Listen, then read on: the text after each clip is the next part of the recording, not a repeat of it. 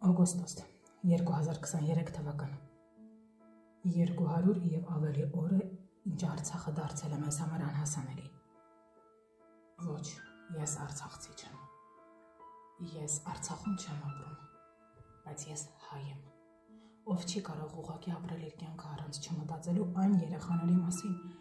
ովքեր կարոտ են մնացել իրենց սիրելի պաղպաղակին,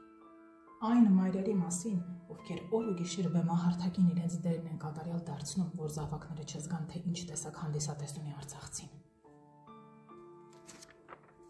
Թող մեզ ներեն բոլոր այն մարդիկ, ովքեր մեզ թիկունք են կոչում, իսկ մենք ուղղակի թղթի միջնորդ ենք աշխարհի տերերի ձեռքին։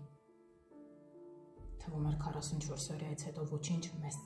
չի ցավեցնի։ Մենք արդեն խոցելի չենք, բայց արի ու տես, որ խաղը դեռ ընթացքի մեջ է։ Եվ ոչ մեկ մեզ ցույց չի տալիս, որտեղ է փրկությունը։ Ես միայն հրաշքի եմ սպասում, աղոթում, որ չկան ավելի վատ ժամանակներ։ Դուք, որ ցանկություն ունեք հային վրա ջնջելու, սպասեք։ Մի օր անպայման կգա ձեր դատաստանի օրը։